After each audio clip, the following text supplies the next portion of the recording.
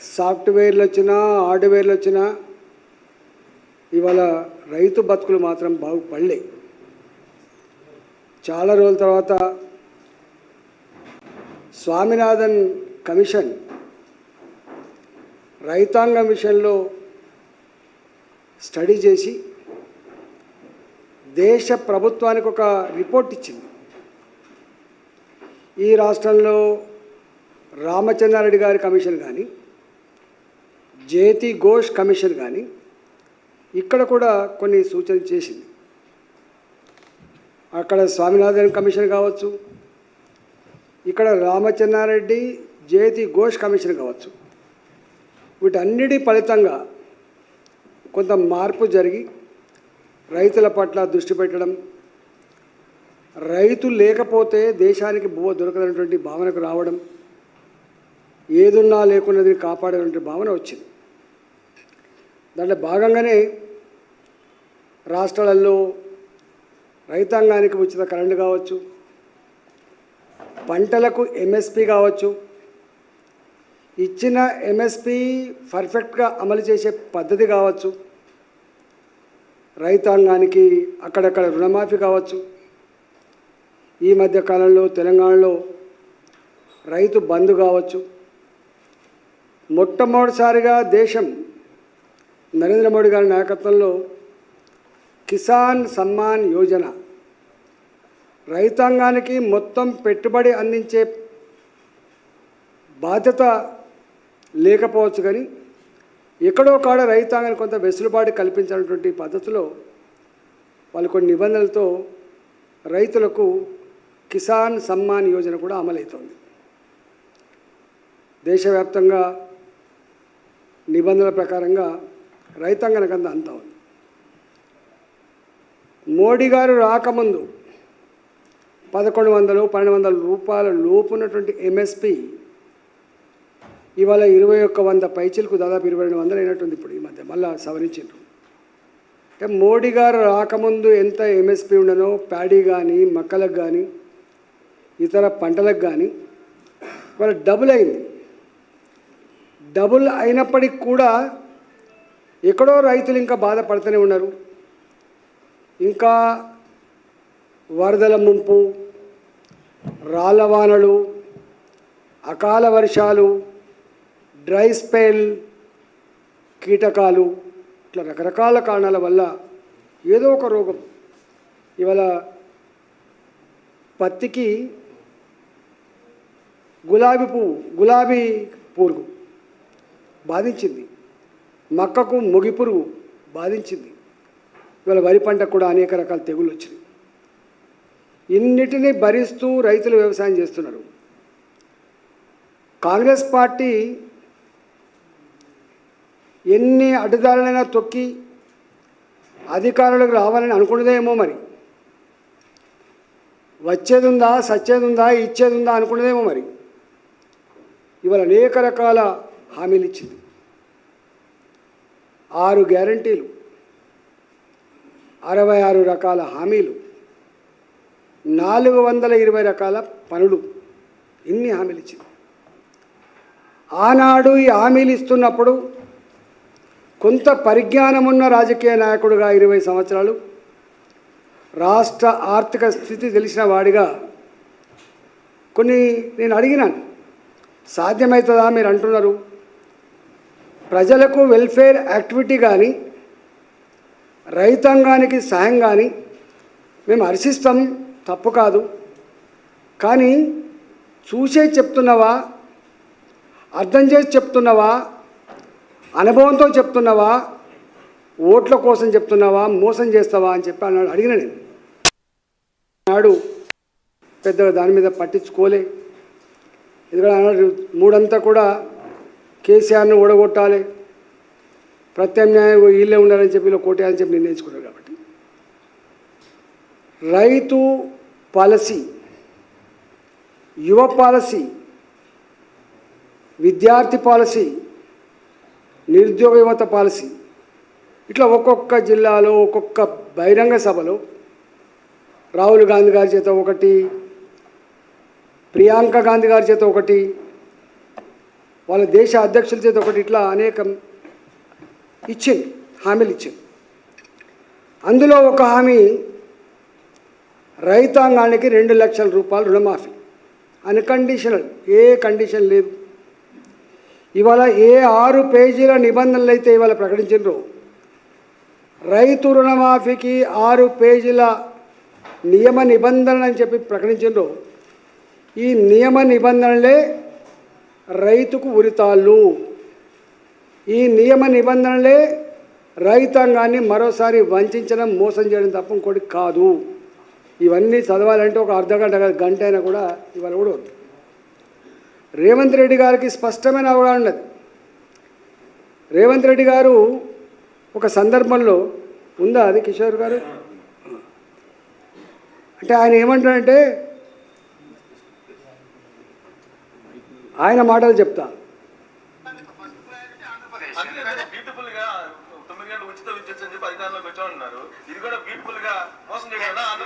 నేనేమంటున్నా అంటే ఆంధ్ర తెలంగాణ కాదు, మొత్తం భారతదేశంలో ప్రజలు మమ్మల్ని రాజకీయ నాయకులు మోసం చేయాలని కోరుకుంటుండ్రు. ప్రజలు మేము నిజం చెప్తే వాళ్ళు నమ్మడం కాదు, ఇష్టం ఉండదు వాళ్ళకు. నమ్మకపోవడం వేరు. నేను నిజం చెప్పినానుకో, ఇది ఫ్యాక్ట్ అని చెప్పినానుకో, రేవంత్ రెడ్డి మంచోడు కదా, ఆయనకి ఇష్టం లేదు, ఆయన కాదు కాబట్టి ఆయన అంతే చెప్తారు. అంటే భారత ప్రజానికం గురించి తెలంగాణ ప్రజానికం గురించి రేవంత్ రెడ్డి గారు మాట్లాడిన మాట మీరు విన్నారు. ఏమంటాడు ఆయన? రాజకీయ పార్టీలు, రాజకీయ నాయకులు ప్రజల్ని మోసం చేయాలని చెప్పి ఎదురు చూస్తారట. అంటే ఎంత అవమానకరం ఇది. బాధ అంత ఏంటంటే, అసలు ప్రజలకు మరి మాటలు గుర్తున్నాయా లేవా? భారత ప్రజానికం కానీ తెలంగాణ ప్రజానికం కానీ రాజకీయ నాయకులు, రాజకీయ పార్టీలు మోసం చేయాలనే చూస్తారు, మోసం చేసే నాయకులనే నమ్ముతారు అని. ఇక ఈ మాట అన్న తర్వాత ఇక రేవంత్ రెడ్డి గారు 6 గ్యారంటీల గురించి, 66 హామీల గురించి, 420 రకాల పనుల గురించి ఏం చెప్తాం మనం? మనకన్నా ఉండాలి కొంచెం. ఆయన స్పష్టమైనటువంటి అవగాహన ఉన్నది ప్రజల పట్ల, ప్రజల సైకాలజీ పట్ల, ప్రజల యొక్క ఆలోచన పట్ల ఇంత ఉంది. తెలంగాణ ప్రజలారా, రేవంత్ రెడ్డి గారు మాట్లాడిన మాట మరోసారి అవలోకనం చేసుకోండి. నాకు తెలుసు ఇవాళ ప్రభుత్వంలో ఉన్ననాడు ఇలాంటి వాళ్లకు వ్యతిరేకంగా నోరు విప్పి మాట్లాడగలిగేటువంటి సాహసం చేయకపోవచ్చు. దబాయింపులకు లేదా అవమానాలకు లేదా హరాస్మెంట్కి గురైతున్న భావన ఉండొచ్చు. కానీ నాకు తెలిసిన తెలంగాణ ప్రజలు, నాకు తెలిసిన భారత ప్రజలు ఇవాళ ఆకలినైనా భరిస్తారు కానీ అవమానాన్ని మాత్రం భరించలేరు. ధర్మం తాత్కాలికంగా ఓడిపోయినప్పుడు బాధపడుతుండొచ్చు, కానీ అంతిమ విజయం ధర్మాందనే భావిస్తారు. భారత ప్రజానికం, తెలంగాణ ప్రజలు నీతికి, నిజాయితీకి మాత్రమే పట్టగలుగుతారు తప్ప మోసగాళ్లకు ఇవాళ మాట ఇచ్చి తప్పిన వాళ్ళకి ఎక్కడ కూడా తాత్కాలికంగా సపోర్ట్ చేయకపోవచ్చు, కానీ అంతిమంగా మాత్రం బొంద పెడతారు. ఇవాళ 2023 ఎన్నికలలో నేను ఎన్ని ఫ్లైఓవర్లు కట్టినా, ఎన్ని కిలోమీటర్లు రోడ్డు వేసినా, నేను రైతు బంద్ ఇచ్చినా, ఈ పథకం పెట్టినా, ఎన్ని చెప్పినా చెప్పే మాటకు చేసే పనికి పొంతన లేదని చెప్పి భావించాలి. కాబట్టి విశ్వసనీయత లేని ప్రభుత్వం, విశ్వసనీయత లేని నాయకుడు అని చెప్పి బొందబెట్టి తీసుకొచ్చి ఇవాళ ఒక్క మాట చెప్పాలంటే, ఒక్క రైతాంగం కాదు, తెలంగాణలో ఉంటుంటే అన్ని వర్గాల ప్రజలు కూడా ఇవాళ మాట్లాడుకున్న మాట ఏంటంటే, మోసగించబడ్డం మరోసారి, దగా చేయబడ్డం మరోసారి. ఎక్కడ పోయినా అదే మాట్లాడుతుంది. మేము తిరుగుతున్నప్పుడు అధికారంలో ఉన్న వాళ్లకు అద్దాల మెడలో కూర్చొని ఉంటారు కాబట్టి వాళ్ళకు ఏం కనబడవు.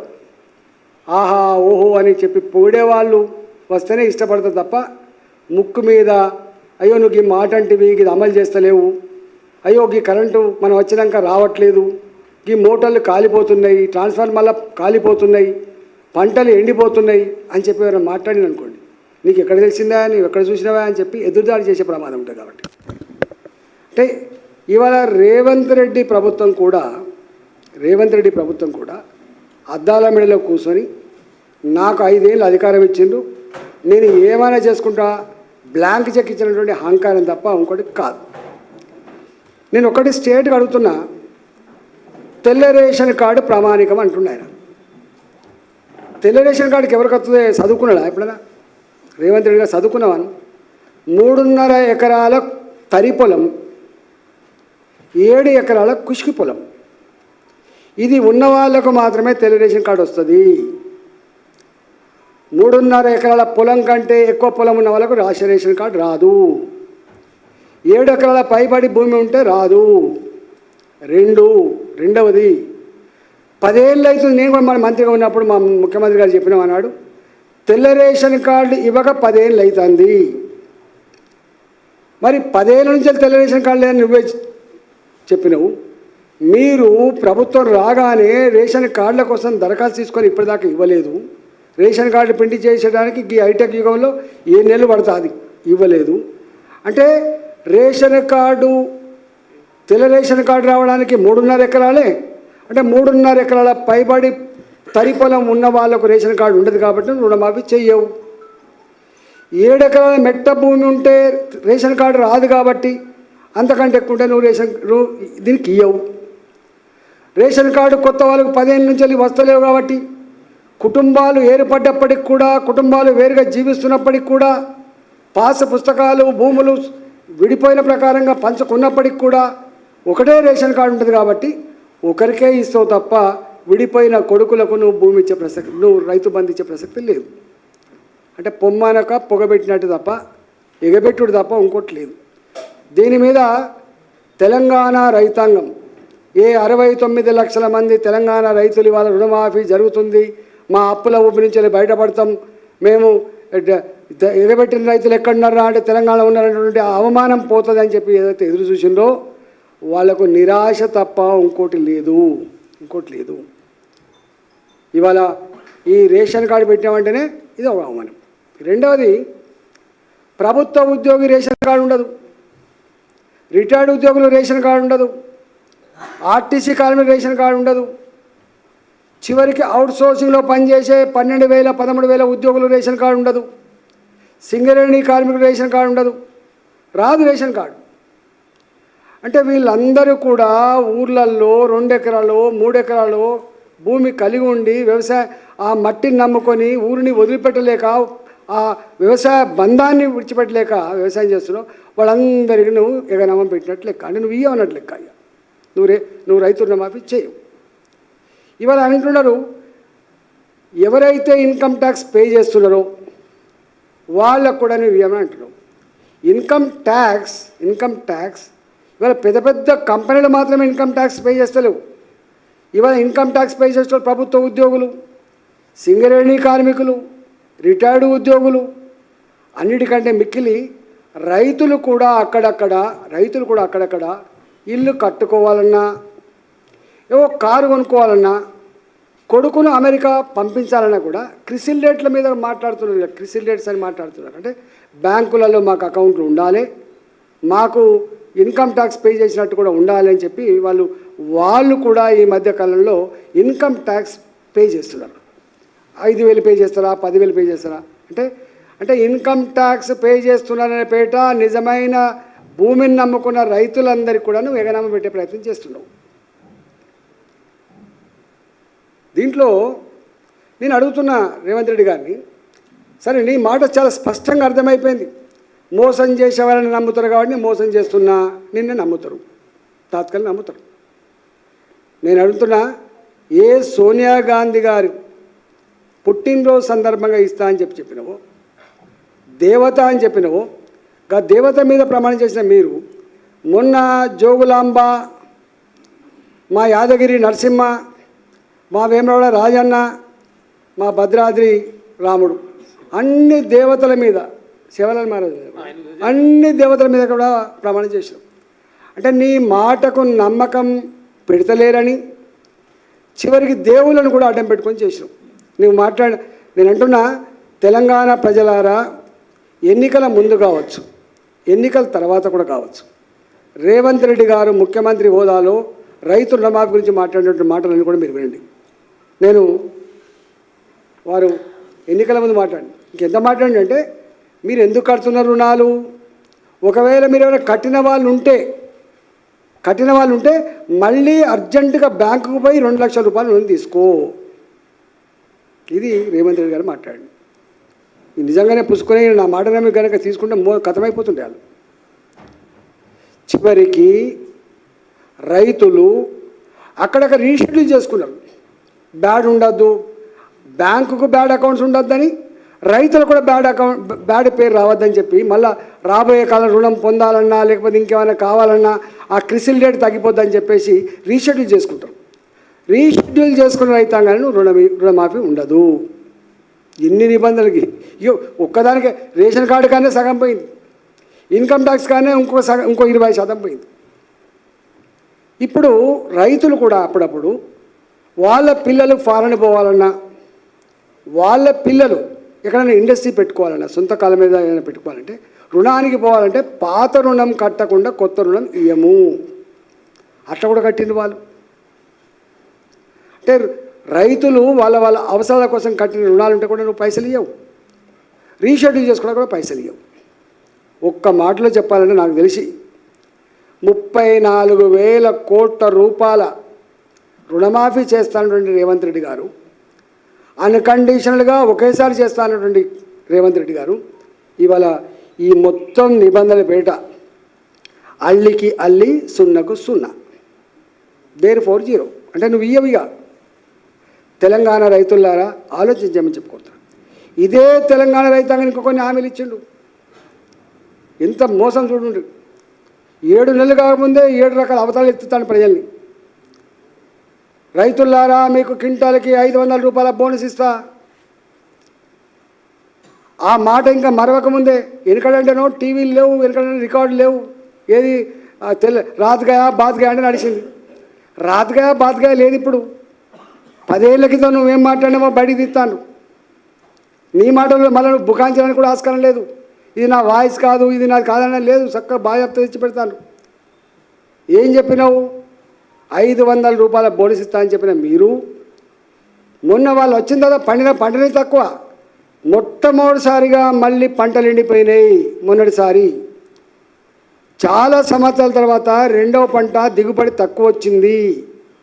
కరెంటు లేక, నీళ్ళు సరిగా మేనేజ్మెంట్ చేయలేక, మోటార్లు కాలిపోయి, ట్రాన్స్ఫార్మర్లు కాలిపోయి ఇలా సరైన పంట రాలి.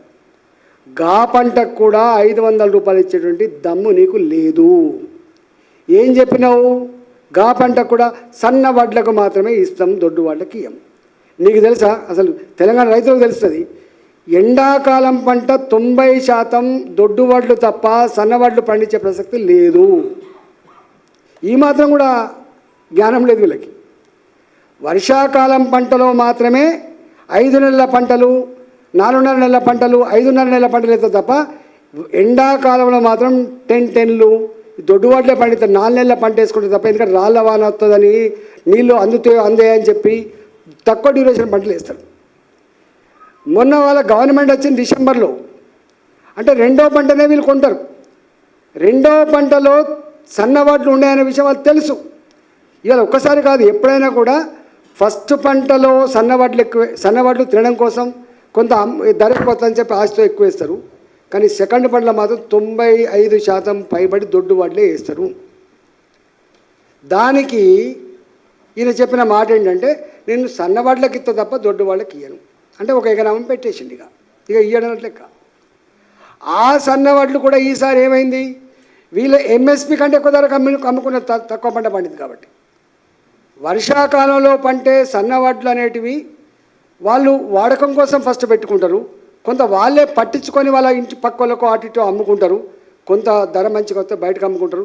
కొంచెం మాత్రమే మార్కెట్ పోయే ఆస్కారం ఉంటుంది. అంటే సన్నవడ్లు మార్కెట్కు రావు, సన్నవడ్లకు 500 రూపాయల బోనస్ ఇచ్చేది లేదు. ఇది నీ వాలకం. రైతులనే మోసం చేసినంటే, అందుకనే ఎద్దేడిచిన వ్యవసాయం బాగుపడదు, రైతు ఏడిచిన రాజ్యం బాగుపడదు. ఇవాళ రైతులు తప్పకుండా కన్నీళ్ళు పెడతారు. వాళ్ళు శాపనార్థాలు రేవంత్ రెడ్డి ప్రభుత్వానికి ఇవ్వడం ఖాయం.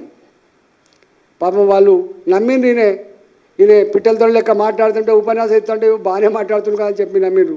అంటే అతి తక్కువ కాలంలో ప్రజాక్షేత్రంలో నమ్మకం కోల్పోయిన వ్యక్తి ఎవరైనా ఉన్నారంటే రేవంత్ రెడ్డి ప్రభుత్వం. వాళ్ళ యావంతా వాళ్ళ ధ్యాస అంతా వేరే దాని మీద ఉన్నది. మొత్తం ఆగమాగం ఉన్నారు. ఒక్క వర్గం కాదు, ఎవరిని కదిలించినా కూడా ఏడిపోయి ఉన్నది. ఇల్లు కట్టుకుంటూ ఏడుస్తూనే ఉన్నాడు, పర్మిషన్కి పైసలు అడుగుతున్నారని. ఇంజనీరింగ్ కాలేజీలోడు ఏడుస్తూనే ఉన్నాడు, 4 ఏళ్ళ నుంచి మాకు డబ్బులు వస్తలేవు, 4 ఏళ్ళ నుంచి డబ్బులు వస్తలేవు, వాళ్ళు ఇవ్వలేదు వీళ్ళు ఇవ్వలేదు, సర్టిఫికేట్ వస్తలేవు. పిల్లలు పీజీలకు పోవాలంటే, పిల్లలు ఉద్యోగం వస్తే బయటికి పోవాలంటే, పిల్లలు అమెరికాకు పోవాలంటే సర్టిఫికేట్ రాకపోతే దేవుడాంట అప్పో సప్పో చేసి పాత అప్పు కడితేనే సర్టిఫికేట్ ఇస్తాడు యజమాని, తప్ప ఎక్కడ సర్టిఫికేట్ ఇస్తలేదు. కనీసం ప్రజలు ఇబ్బంది పడే, నువ్వు పెన్షన్ 2000 రూపాయలు 4000 పంచలేదు, ఓ అర్థం ఉంది, ఇంకో 2 నెలలు ఆగుతారు మా వాళ్ళు. ప్రతి ఆడబిడ్డకు 2500 రూపాయలు ఇస్తా అని చెప్పినావు, 7 నెలలు అవుతుంది ఇవ్వలేదు, ఇంకో 2 నెలలు ఆగుతారు నువ్వు ఇచ్చేదాకా, అదొక అర్థం ఉంది. మా వాళ్ళకు 4000 రూపాయల పెన్షన్ జాగాలో హ్యాండిక్యాప్లకు 6000 ఇస్తా అన్నావు, ఇవ్వలేదు, ఒక అర్థం ఉంది. కానీ చదువుకున్న పిల్లలకు కోర్స్ అయిపోయిన తర్వాత సర్టిఫికెట్లు రాకపోతే పీజీలు ఎట్లా జాయిన్ అవుతారు, బయట దేశాలకు ఎట్లా పోతారు, ఉద్యోగానికి ఎట్లా పోతారు, ఆ సోయని ఉండాలి కదా నీకు. సోయి లేదు నీకు. మీరంతా మళ్ళా వస్తుందో రాదో అని చెప్పి 10 ఏళ్ళు అధికారం లేకపోతే ఆవురారుమన్నట్టుగా ఎక్కడో అక్కడ దండుకుంటుంది తప్ప ప్రజలు ఏమైపోతున్నారు, ప్రజల జీవితం ఏమైపోతుంది, మనం ఇచ్చిన మేనిఫెస్టో అదొక భగవద్గీతతో సమానం కదా అనేటువంటి భావం లేదు. మళ్ళీ వీళ్ళు ఢిల్లీలో వచ్చి మాత్రం మాట్లాడుతుంటారు, ఈ ప్రభుత్వం ఇట్లా చేసింది అట్లా చేసింది మాట్లాడతారు.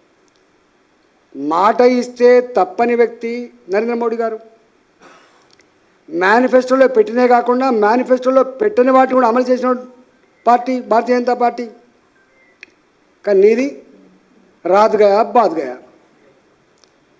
నీ మేనిఫెస్టో చిత్తు కాగితంతో సమానం, చిత్తు కాగితం సమానం. అది నీకేం కావాలి, ఎమ్మెల్యేలు కావాలి నీకు, ఓ అగమాగం. ఇదే రేవంత్ రెడ్డి గారు ఆనాడు వాళ్ళ పార్టీ ఎమ్మెల్యే పోతున్నప్పుడు ఎన్ని కోట్లకు అమ్ముడుపోయింది మీరు, ఏ కాంట్రాక్ట్లకు అమ్ముడుపోయింది మీరు, మిమ్మల్ని ప్రజాక్షేత్రం రాళ్ళతో కొట్టి చంపుతారు. అయారాం గయారాం వాళ్ళ ఆధ్వర్యంలో జరిగింది.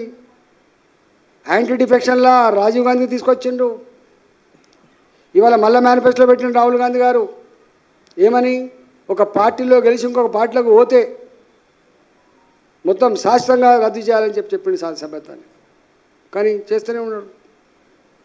కేసీఆర్ జుట్ల పుట్టినట్టే ఉన్నాడు. ఆయన కనీసం 2/3 వచ్చేదాకా ఆగి 12 మందిని ఒకసారి కలుపుకోండు. కానీ ఎక్కడో అక్కడ కప్తూనే ఉండు. ఆఫీస్కి పోయి కప్తాండ్రు, ఇంటికి పోయి కప్తాండ్రు, పిల్లల్ని పిలిపించుకొని కప్తాండ్రు. నీకు ఎమ్మెల్యేలను పార్టీ మార్పించుకున్నంత యావా ధ్యాస నా రైతు రుణమాఫీ మీద కానీ, నా రైతులకు 500 రూపాయలు బోనస్ ఇచ్చే విషయంలో కానీ, నా తెలంగాణ ఆడపిల్లకు 2500 రూపాయలు నెలకి ఇచ్చే విషయంలో కానీ, నా తెలంగాణ ముసలి తల్లకు 4000 రూపాయల పెన్షన్ ఇచ్చే విషయంలో కానీ, నా తెలంగాణ నిరుద్యోగ యువతకి ఉద్యోగాల నోటిఫికేషన్ ఇచ్చే విషయంలో కానీ, నా తెలంగాణ నిరుద్యోగ యువతకి 4000 రూపాయలు వృత్తి ఇచ్చే విషయంలో కానీ, నా తెలంగాణ చిన్నారి ఆడపిల్లలు కాలేజీలో చదువుకునే వాళ్ళకు స్కూటీ ఇచ్చే విషయంలో కానీ నీకు లేదు. నిన్న మొన్న చూసిన నేను పేపర్లో ఇదే ముఖ్యమంత్రిగా ఒక మాట అన్నాడు, నెలకు 7,000 కోట్ల రూపాయల అప్పులకు పోతున్నాయి, అసలు ప్లస్ వడ్డీ కలిస్తే నెలకు 7,000 కోట్ల రూపాయలు పోతున్నాయని చెప్తున్నాడు. తెలియదా నీకు? దేశాన్ని పాలించిన వాళ్ళు, 100 సంవత్సరాల చరిత్ర కలిగిన వాళ్ళు చదువుకోలేదా మీరు? ఆ మాత్రం జ్ఞానం లేకుండా ప్రకటించినవా అని మేము చెప్పినాం. 5,000 రూపాయలు కూడా అదనంగా ఖర్చు పెట్టిన ఈ రాష్ట్రంలో 2 లక్షల రూపాయల విలువైనటువంటి హామీలు ఇచ్చిండ్రు. దాంట్లో 1,00,000 కోట్ల పైబడి హామీలు ప్రతి సంవత్సరం విధిగా ఇవ్వాల్సిన, నేను తప్పించుకోవడానికి ఆస్కారం లేదు. పెన్షన్ ఒకసారి ఇచ్చిందంటే మళ్ళీ తప్పించుకోవడం లేదు. 500 రూపాయల బోనస్ రైతులకు తప్పించుకోవడం లేదు. ఒక సంవత్సరం ఇచ్చి ఊరుకునేది కాదు అది. 2,500 రూపాయలు ఎవ్రీ మంత్ నువ్వు గౌరవ వేతనం ఇవ్వాల్సిందే. నిరుద్యోగులు 4,000 రూపాయలు గౌరవ వేతనం ఇవ్వాల్సిందే. పెళ్ళిళ్ళు చేసుకునే ఆడబిడ్డలకు తులం బంగారం ఇవ్వాల్సిందే. దమ్ము లేదు అంటే మొదలే వైట్ పేపర్ అని పెట్టిండు ఆర్థిక స్థితి మీద. నిన్న కాక మొన్ననేమో 7,000 కోట్ల రూపాయలు అప్పుందని పెడుతున్నావు. ఈ అప్పుందనే పేరిట, ఈ వైట్ పేపర్ల పేరిట తెలంగాణ ప్రజల కళ్ళలో మట్టి కొట్టుడు తప్ప నీకు ఇంకోటి లేదు. మీరు మీ మంత్రులు మీ నాయకులు బాగుపడే తప్ప ఇంకోటి లేదు. ఇవాళ మొత్తం అల్లాడుతున్నారు మొత్తం హైదరాబాద్ చుట్టుపక్కల. ఎప్పుడో ఇవాళ మళ్ళొకటి వచ్చింది భూములకు దానికి సంబంధించి. ఇందిరాగాంధీ గారు ప్రధానమంత్రి ఉన్నప్పుడు అసైన్ చేయబడ్డ భూములు, వాటి 10 ఏళ్ళ తర్వాత రియల్ ఎస్టేట్ బ్రోకర్లు దాన్ని మంచిగా ప్లాట్ చేసి అమ్ముకున్నారు. నాగార మున్సిపాలిటీలో సర్వే నెంబర్ 83 అట. ఎప్పుడు ఇందిరాగాంధీ గారు ఇవాళ 2024 వాళ్ళకి అసైన్ చేయబడితే వాళ్ళు అమ్ముకుంటే వాళ్ళు రియల్ ఎస్టేట్ వ్యాపారులు దాన్ని ప్లాట్ చేసి అమ్ముకున్నారు. మళ్ళీ దాన్ని ఎవరైతే అసైన్ చేయబడ్డ రైతులను మళ్ళీ వాళ్ళు గుంజుకొని మళ్ళీ వ్యవసాయం చేసుకున్నారు. మళ్ళీ ఈ 10 ఏళ్ళ క్రితం మళ్ళీ అమ్ముకున్నారు వాళ్ళు 60 గజాలు. ఈసారి కొనుక్కున్నారంటే ఎవరంటే భయం వాళ్ళు తెలియదుగా. అప్పుడేమో రియల్ ఎస్టేట్ వ్యాపారం కొనుక్కున్నారు. మొన్న కొనుక్కునేది మాత్రం వంశరాజుల కులము, దొమ్మరోళ్ళు, గంగిరెద్దులోళ్ళు, బుచ్చగాళ్ళు. ఒక మాట చెప్పాలంటే బుచ్చగాళ్ళు కొనుక్కున్నారు 60 గజాలు. ఎవరు కొనుక్కుంటే మనం కొనుక్కుంటామా? 60 గజాల భూమి 8 గజాల భూమి కొనుక్కొని ఇల్లు కట్టుకుంటే ఇలా ఎంఆర్ఓ పోయి నోటీసులు ఇచ్చిండు. రెవెన్యూ మంత్రి గారేమో మేము ఎక్కడ ఇల్లు కూలగొట్టేటువంటి ఆదేశాలు ఇవ్వలేదు, అట్టడి పని చేయమని వారంటారు. కింద మాత్రం ఎంఆర్ఓలు ఆర్డీఓలు విరుచుకపడి బెదిరియాలి, 10 ఇల్లు కూలగొట్టాలి, వీళ్ళిపోయి బేరం పెట్టాలి, ఆ పేదపై వీళ్ళ కాళ్ళ మీద పడాలి, వాళ్ళకి ఇన్ని డబ్బులు సమకూర్చుకోవాలి. ఇది ఎజెండా.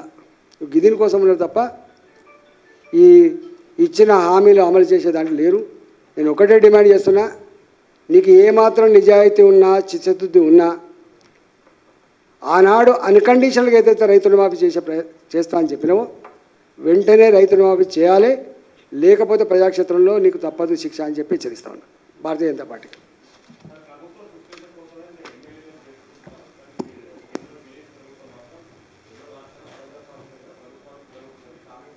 మేమెందుకు కూలగొడతామండి? అరే మేము పద్ధతులు ఉన్నాం, కూలగొట్టమంటా మేము. అసలు ఎంత నిబద్ధత ఉన్నాం మేము. ఇక్కడ జైన్ కూడా ఇప్పుడు మీకు మహారాష్ట్ర గురించి మాట్లాడుతారు మీరు పదే. మహారాష్ట్రలో ఎన్నికల ముందే మా అలయన్స్ ఉన్నది, ఉద్ధవ్ ఠాక్రే గారితో బీజేపీ పార్టీతో అలయన్స్ ఉన్నది. గెలిచినాం మేము, ప్రజా మ్యాండేట్ పొందినాం. అక్రమంగా కాంగ్రెస్ పార్టీ దానికి మాటలు చెప్పరాదు పోయి వాళ్ళతో జతకట్టి ప్రభుత్వం ఏర్పాటు చేశారు. ఎన్నికల ముందు జత కట్టినటువంటి పార్టీతో ఉండదా? చెప్పండి మీరు. ఆనాడు భారతీయ జనతా పార్టీ అక్కడ ఉన్నటువంటి ఉద్ధవ్ ఠాక్రే పార్టీ జెండాల మీద గెలిచినాం మనం. అనైతికం కాంగ్రెస్ పార్టీతో పోవడం, సిద్ధాంతపరంగా కూడా మనకు కాంగ్రెస్ పార్టీతో కొట్లాడి పెరిగిన పార్టీ ఎట్లా కలుస్తామండి కాంగ్రెస్ పార్టీతో అని చెప్పి అందులో ఉన్నటువంటి మెజార్టీ శాసనసభ్యులు భారతీయ జనతా పార్టీకి వచ్చారు. గవర్నమెంట్ ఏర్పాటు చేసినాం. అక్రమం జరిగితే సక్రమం చేసింది, గుర్తుపెట్టుకోండి.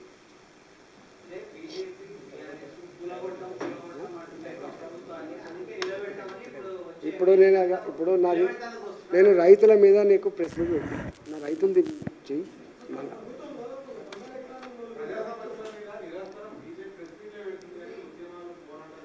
చేస్తారు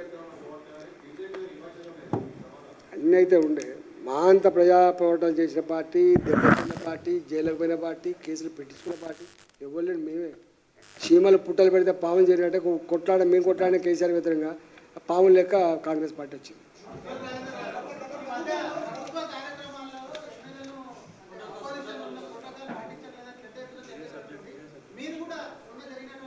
అవును, ఇప్పుడు నేను ఎంపీని.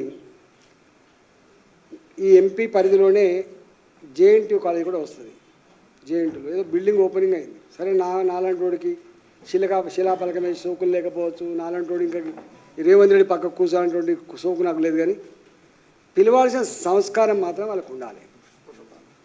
ఎలా ముఖ్యమంత్రి పదవి, ముఖ్యమంత్రి పేరు ఎవరు కాదు, ముఖ్యమంత్రి పదవి. ఎంపీ ఈటల రాజేంద్ర గారు కావచ్చు, ఎంపీ అది ఒక పదవి. రాజ్యాంగబద్ధంగా సంక్రమించబడ్డటువంటి పదవులలో ఎవరున్నా కూడా వాళ్ళ ప్రోటోకాల్స్ నిర్దేశించబడ్డ ప్రకారం అమలు చేయాలి. అది అమలు చేయకపోతే కేసీఆర్ అమలు చేయకపోతే ఏమైంది? అప్పుడు కొట్లాడిండు, నన్ను కేసీఆర్ గారు పిలుస్తలేడు, నన్ను అప్పుడు లొల్లి పెట్టిండు. ఈ కేసీఆర్ని ఏం చేసారు ప్రజలు? బొందబెట్టిండు. మళ్ళీ ఈయన కూడా గది పడుతుంది. ఇవన్నీ రికార్డ్ అవుతాయండి మొత్తం ప్రజాక్షేత్రంలో. ఈటల రాజేందర్ గారిని JNTU కాలేజీలో ప్రోటోకాల్ ప్రకారంగా పిలవకపోతే ఇవాళ వాళ్ళకి ఏం కాకపోవచ్చు, కానీ ఎక్కడో ప్రజాక్షేత్రంలో రికార్డ్ అవుతూ ఉంటుంది. ఇట్లాంటి రికార్డులు చాలా అయ్యే కథమైపోతారు.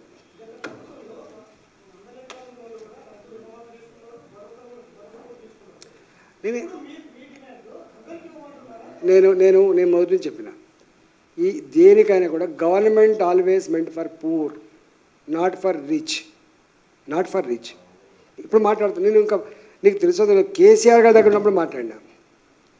కేసీఆర్ గారు గవర్నమెంట్లో క్యాబినెట్ మినిస్టర్ ఉండి మాట్లాడిన, చల్లూరులో ఒక సభలో మాట్లాడిన, గుర్తుపెట్టుకో చెప్తాను. నేను బంద్ చేసుకున్నా. తీసుకొని ఒక సంవత్సరం తీసుకొని అన్ని కంప్యూటర్ కొని గరీబ్ పిల్లలకి ఇచ్చినది వేరే విషయం. ఇండివిజువల్స్ కాదు ఇక్కడ ఇష్యూ ఏంటంటే, ఎస్ నేను కూడా అంటున్నా, పెట్టు నిబంధన. ఇప్పుడైనా రైతుల మా మీద ఒక నిబంధన పెట్టు. రైతు బంధు మీద కూడా ఇప్పుడు 15,000 రూపాయలు ఇస్తా అని చెప్పింది. రైతు బంధు 12,000 రూపాయలు కౌలు రైతుకి ఇస్తా అని చెప్పినావు. మీకు వ్యవసాయ కూలీలకు 12,000 రూపాయలు ఇస్తా అని చెప్పినావు. ఇంకా అవన్నీ చాలా ఉన్నాయి. 6 గ్యారంటీలే, 66 హామీలే. ఇవన్నీ ఎక్కడ చదువుతున్నాయి ఇప్పుడు? అది చదవాలంటే ఒక 4 గంటలు 5 గంటలు పడుతుంది కదా మొత్తం.